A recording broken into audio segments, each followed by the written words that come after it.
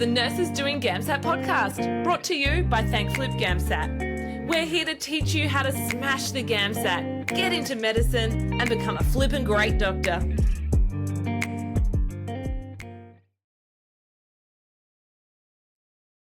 Welcome back, everyone, to the Nurses Doing GAMSAT podcast.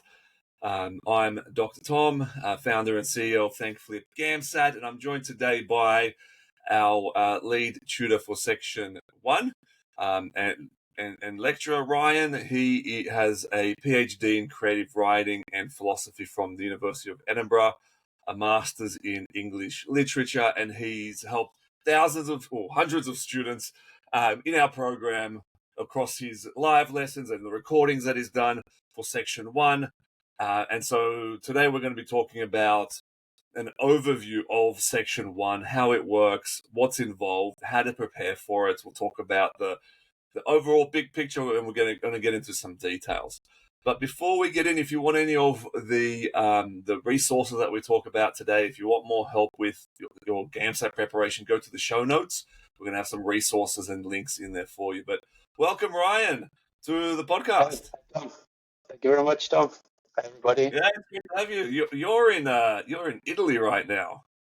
Yeah, right? I'm in northern Italy, a city called Trento. It's in the region of Trentino. Very beautiful part of the world. And when we met, you were in Berlin.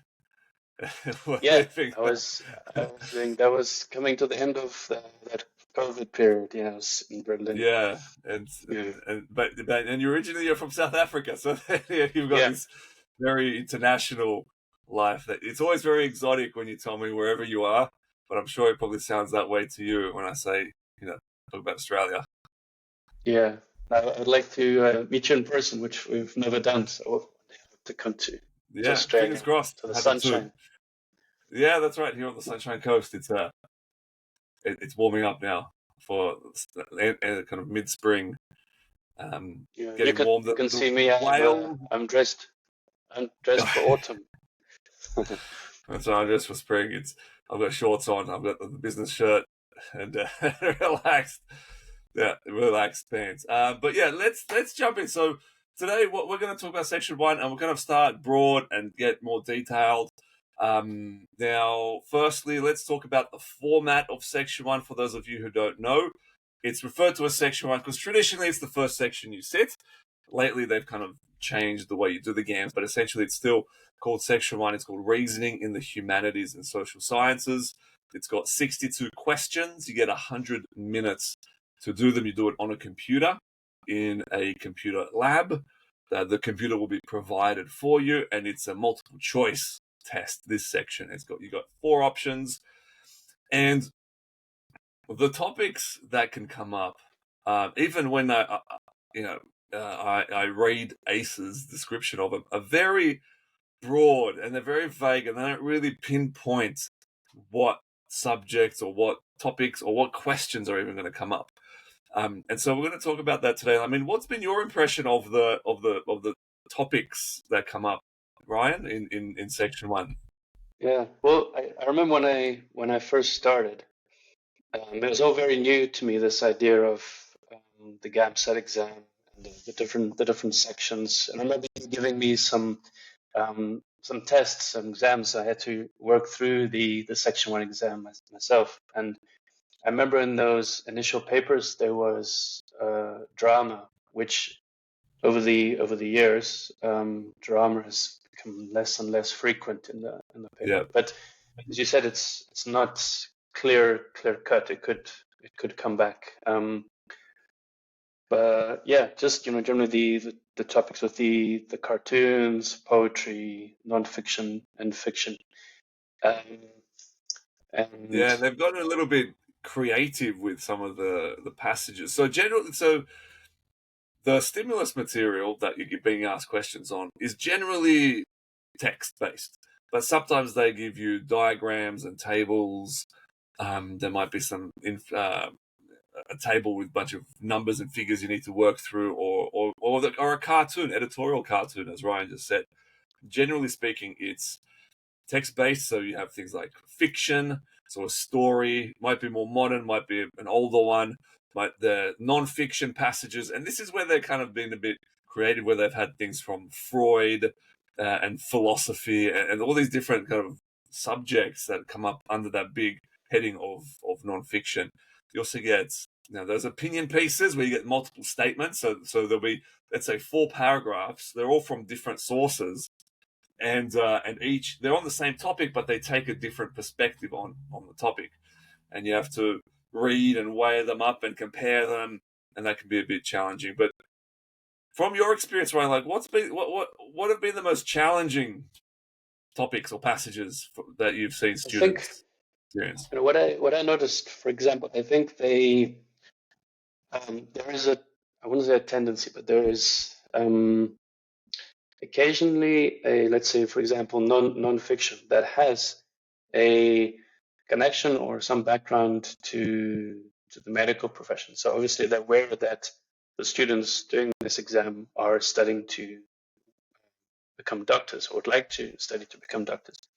But what they tend to do is, this again, I'm trying to put myself in the mind of whoever designs these exams, that instead of taking contemporary texts of nonfiction, which the students may be more accustomed to reading, modern thesis or article on a medical condition, for example, they tend to use text. You mentioned Freud, so text coming from the late 18th century, early 19th century, and there the use of language was very different. So the students tend to struggle because they're reading the English language, but it's the style that really gets them stuck in the weeds, because they it's more verbose, it's overladen with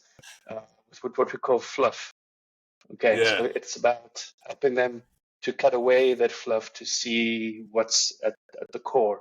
And modern writing, again, I don't read much many medical journals, but reading other academic writing, you see it's pared down. They cut away that fluff. So I think that's something they overladen the exam with these older texts that are more difficult to interpret because of the fluff. Yeah, and I think that's one of the biggest challenges that students face with the fiction and non-fiction passages. Is you think, oh, fiction, that's just a story, it's a novel, but then you read some of the ones that they come up with and what they include in the GAMS, and like you said, the words, you're not used to reading those types of words. The wording itself is confusing, and they're just long passages as well, and so students end up having to reread them or slow it down or double check things, and they run out of time. So that's one of the major problems that people have there. But and then so that's the stimulus material, and then you've got the actual questions, right? The questions that they ask you on, and so they might ask you about the meaning, the tone, the logic, what the author's about. What are some of the question types, Ryan, that you've seen? Because I know you've written questions as well. Yeah, you mentioned the author, and a lot of the questions are trying to they're trying to test the students. That's intuitively. I remember when you first spoke to me about this exam, and you mentioned that what the Section 1 in particular is trying to test is a student's levels of empathy, if we could call it that, their ability to read a situation with empathy. And I found it very interesting when I talk to other people about this exam. They also find it quite fascinating, because I don't think it's unique to Australia, but it's quite a unique approach, I think, and I think it's good. Yeah, because at first it comes across as a comprehension exam. Yeah. And it is to a certain extent, comprehension, but it's deeper than that, because they're really digging. What often happens is students will read the passage and they go, "Oh, I understand it," that they understand this surface level meaning of what's going on, the situation perhaps. Yeah. But then there's the deeper meaning of what are the author's intentions, what does the tone suggest, what does the mood suggest, what are the implications of the character's actions. And so Yeah. it goes a lot deeper than that, and that's what the questions are about. Yeah. That's what they're kind of So I looking to think see if you understand. the questions, there tend to be questions about what does the author mean by such and such. What is the, you mentioned the tone and the mood, which is something we can speak about. Yeah. But the way I read that is that when we are in everyday conversations, it's all about communication. So across section 1, I think one key element that is very important for the students to understand are how we communicate. So we communicate verbally and also non-verbally. And in those texts that you see in the exam, let's say in fiction you're reading for both verbal and non-verbal communication, because in a piece of narrative and story, there are descriptions of how people behave, their body language, their expressions on their faces, and you're expected to interpret those nuances within a narrative. So you need to say, what might the characters been feeling? What might the character be thinking, or what might their intentions or motivations be? So you really have to intuit communication, not only verbally but non-verbally. So I think it's all about, across all section 1 and all the different topics, it's all about communication, from cartoons to non-fiction to poetry. And even with data, sometimes you have data or graphs and tables. What's that trying to communicate as well? But just on that topic, because you said something, you're talking about fiction, and I want to kind of find out, share a little bit more about your background, Ryan, because you are a fiction author after all. Right, so can you tell us a bit more about your background? Because you didn't do the GAMSAT. You came to us as more of a professional in this field rather than a GAMSAT student who knows some things. You're a professional in this area, and you're kind of sharing your knowledge there. So tell us a bit more about your background and how and your writing and a bit more about yourself. I think simply it all started with reading, because I think obviously if you're interested in a particular author and you look at author interviews, and you inevitably hear them talking about the relationship with books, because I think you cannot be a successful or a let's say successful author if you do not read books. I've never heard of authors who don't read books. I remember reading that Stephen King read a lot of books, or still does. Stephen King, And so I think my relationship with reading, with writing, it all started with books, and I think it taught me to observe the world in a different way, so become more observant of the world around me. When I'm in a situation, when I'm with other people, I tend to notice things about them, their mannerisms, how they use language, because my medium of expression is language. So all we have, in my opinion, is language. It all starts there. So I think it's interesting for me to be a part of the GAMSAT initiative, like your project to help students pass the GAMSAT, because it helps me to look at these different texts, and so I think because when we met, you'd already completed your master's and your PhD. Can you tell us a bit more about that? What those were on? So my degree, which I did in South Africa at University of Cape Town, was a 4-year degree, and that was philosophy and English literature, but also aspects of other literature, American, South American literature. And then there was a gap. I moved to Italy, And then I decided I really started taking my writing seriously. And that's when I decided to do a master's. I went to London, Kingston University, London, and that was creative writing. And there I really started to learn about the dynamics of creative writing, doing workshops, and reading other people's writing, people who are in a similar path to me. And and then I've just been hooked, almost obsessive about writing, because there's always, as a writer, you always feel that you can do better. Because as I said, you're dealing with language, and language is changing, you're changing. So just keep writing. Short stories I find particularly interesting, because you're opening a window into a person's life, into a situation in a very short space, and And so how does that? I guess explaining to people listening, like, how does that translate to help being able to understand what you're reading written by other authors? So, like for GAMSAT stimulus passage, for example, like how does that help you to be able to pull it apart and understand what's going on and translate to others?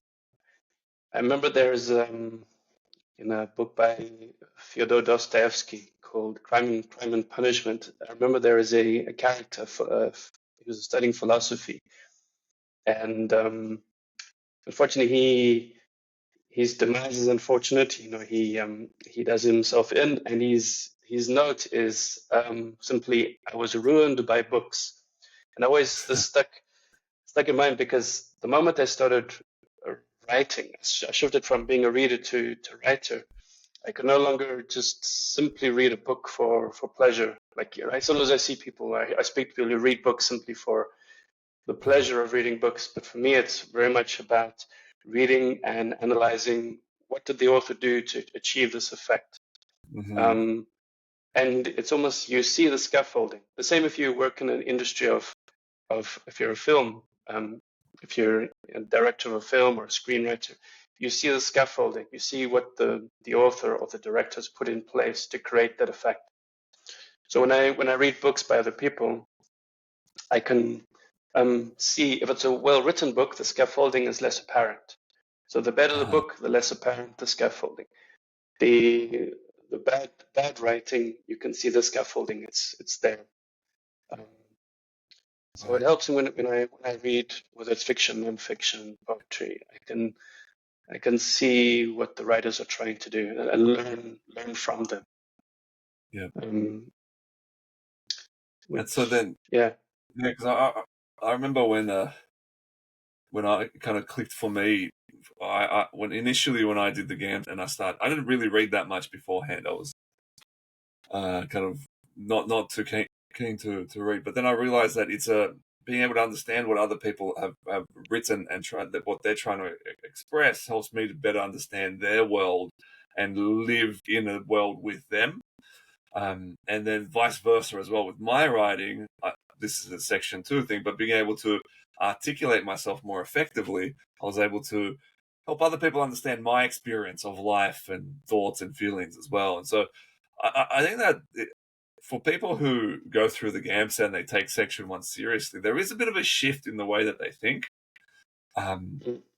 We see that in a lot of people, because they like you said yourself, when you start to look at what things differently and situations differently, and you start to kind of look at mannerisms or what have you, but even in a piece of writing, understanding what are they trying to get across, how are they getting that across. And so I find that interesting about the GAMSATs and how that ties in. But from your experience teaching our students, like what have been the things that they've struggled with in this regard? I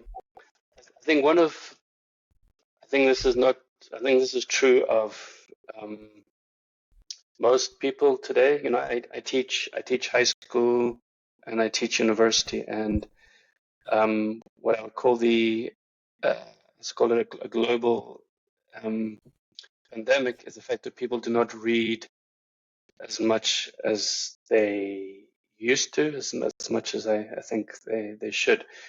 And And that's because I think we're aware of the effect that smartphones, social media have on our lives, And I'm as guilty as the next person. I spend too much time on my smartphone because it's that dopamine, it's constant Poker machine, gratification.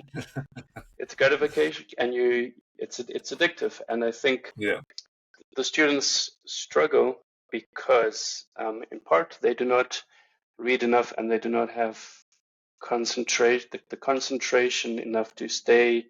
I mean, you mentioned in the games the passages can be quite long, particularly with the fiction and the non-fiction. And there's also the fact that the students preparing for the GAMSAT are focusing on their strong points, let's say, or they're focusing on the sciences, the mathematics, because those are also difficult subjects that they have to tackle. So these are something they have a background in, so they tend to focus on the subjects which they potentially might do better in. They're strong suits, but also they require attention. So they're not. If you go back to their high school, you assume that in high school everyone studies some poetry, some fiction, and they may learn the things that I've continued to study, so aspects of poetic devices, literary devices, all these elements of the parts that make up the whole. So I think students struggle because they're no longer, we have different age groups in approaching the GAMSAT. You have those who are just coming out of high school or their first degree perhaps, and some who have decided later in life that what they want is to get into the medical profession. So you have a wide variety of different age groups from different backgrounds. So to answer your question more precisely, they struggle with reading outside of their field. That's a really good point. That is definitely something that Section 1 challenges you with, because most of the passages are things that our students are not used to reading. And so then what works best in terms of preparation for Section 1? I think if you try, I have an analogy, much of it works, but when you're trying to wean someone off, let's say they're addicted to something, you're trying to wean them off, you reduce, let's say they're taking a medication, for example, morphine, okay? Morphine is good for pain, but morphine is addictive. So to wean someone off morphine, you have to reduce the dosage. You can tell me if I'm wrong, but you reduce the dosage gradually over time. Okay. You can't just take it away suddenly. I think you have to reduce it gradually. So in terms of how the students, you have to do the opposite. If they have no practice reading poetry or reading fiction or reading other texts outside of there, you have to slowly introduce like a daily dosage of reading some poetry or reading some fiction gradually. And then you build like that 10 up. minutes a day? Do you start with 10 minutes or 15 minutes or what? Yeah. You have to become accustomed to, because if they attend an acceleration class and they do a mock exam, they go through some papers, and then they do well. Let's say they do well in a particular past paper, and they're like, okay, I got it. I nailed this one. So that's fiction, poetry. That's me. I'm sorted. I'm done. But there's such a variety of different texts, so you need to have constant practice, because otherwise you have exam day and you're not used to it. It's a gradually building up a dependency on it rather than removing that dependency. Yeah, I mean, that's a pretty good dependency to have, to be reading these things. And so then like I'm fully addicted. your IV books, take it straight into the artery. And so then what should that students be doing while they're reading? Because they're not just, glancing over these things. What should you be thinking about Yeah. while you're reading these things? I think the students that I've spoken to them also in the power call sessions. The brief. For those of you who don't know what the power call is, it's a brief one-to-one session with a tutor. Let's say 20 minutes, in which you have a specific question. And generally during the power calls, the students are, let's not say anxious, maybe is a strong word, but concerned about not understanding the text at all, or not understanding the relationship between the text and the questions. And I think the problem lies with them feeling that they need to comprehend the whole immediately. Like they read a passage of, let's say, nonfiction, and they've read it. English is their first language. They've read this passage, and they don't know what it's about. They can't Yeah. immediately summarize or think, I've okay, I had that read experience. this, it's all in English, I understand these individual words. So I think it's about teaching or training the students to be able to see the individual, the parts, rather than the immediate whole, expecting to say, oh, I understand this whole. You can only understand the whole if you begin to focus on the small parts. And there are some parts that are significant and they provide meaning.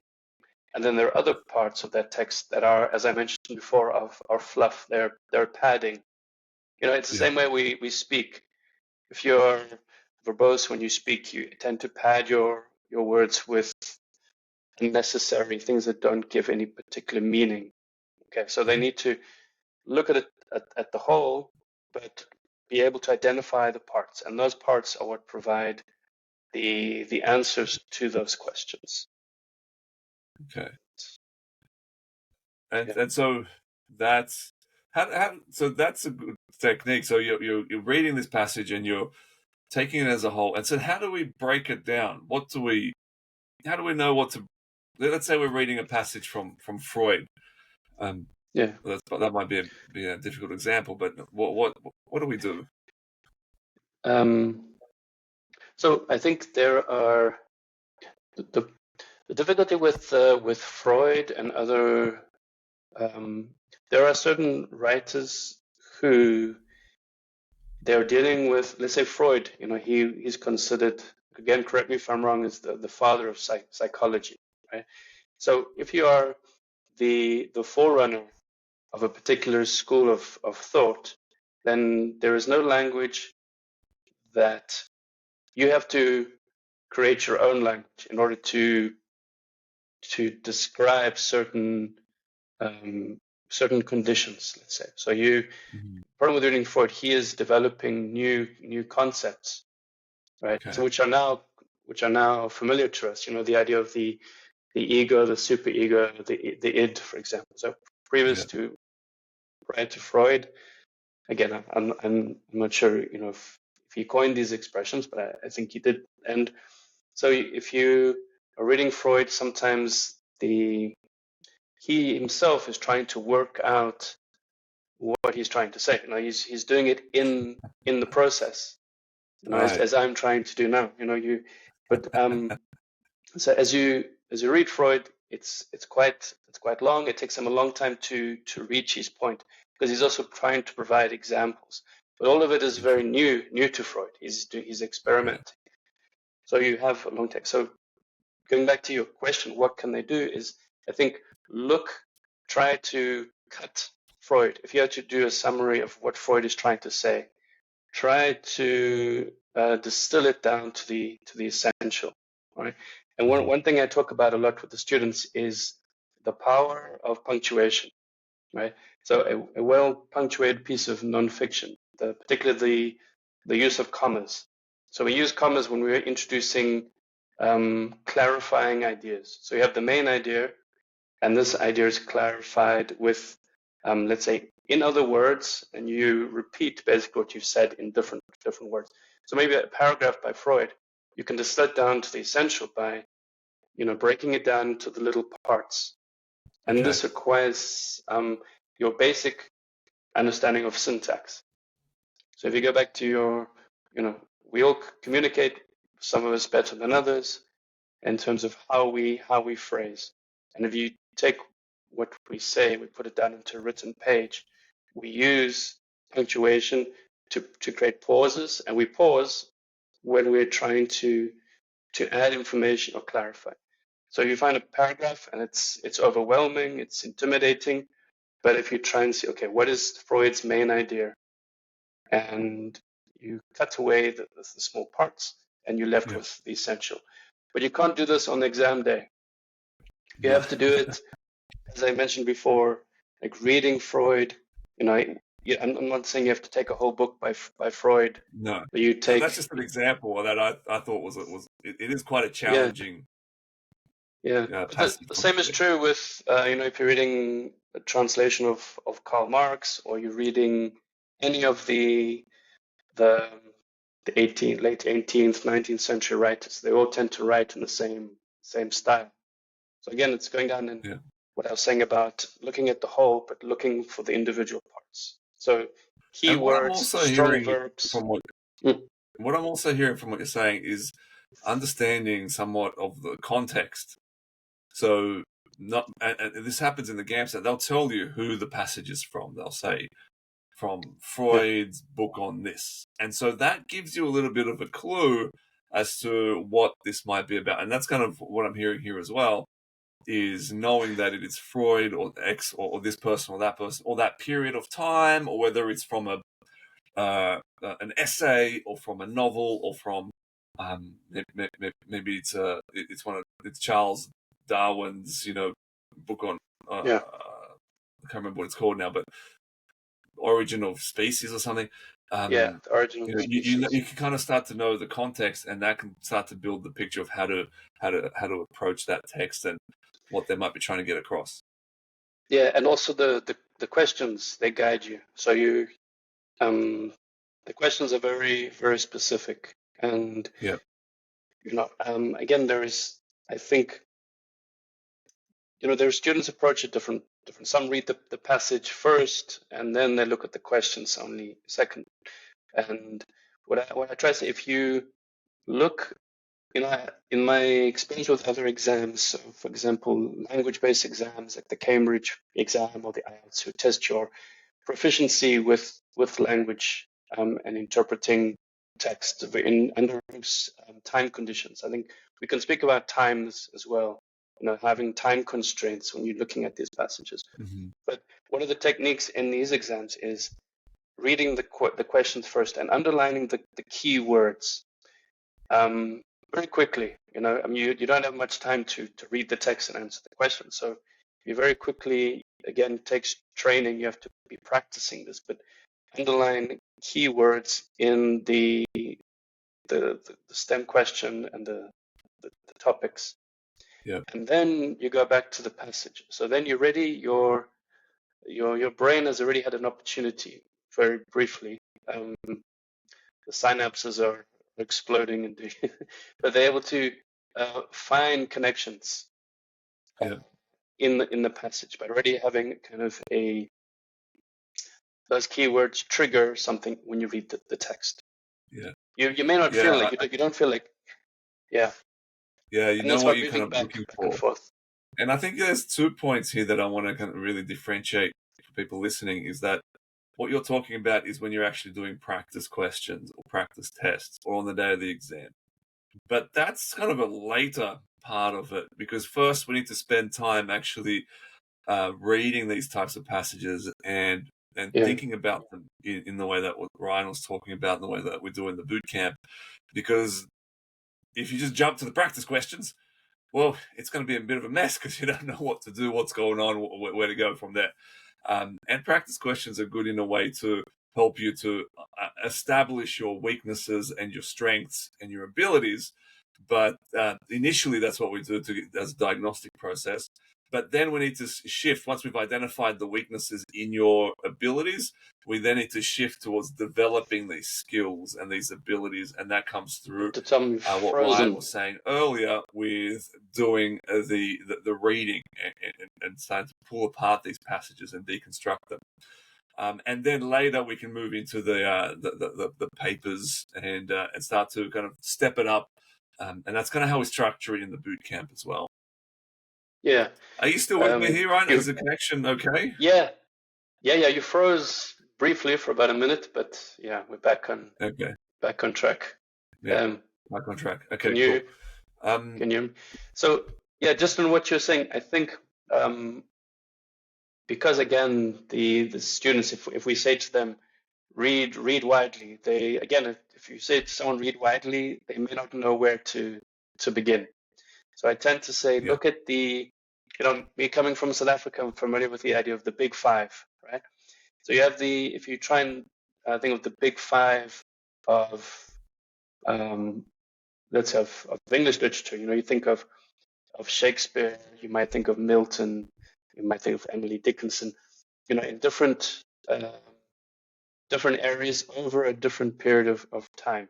Charles Dickens is one of, for me, one of the big five. Everyone has their own big five, but I think we can all agree that Shakespeare is one of them, and Shakespeare comes up a lot. And the beauty of Shakespeare is that he wrote plays and he wrote poetry.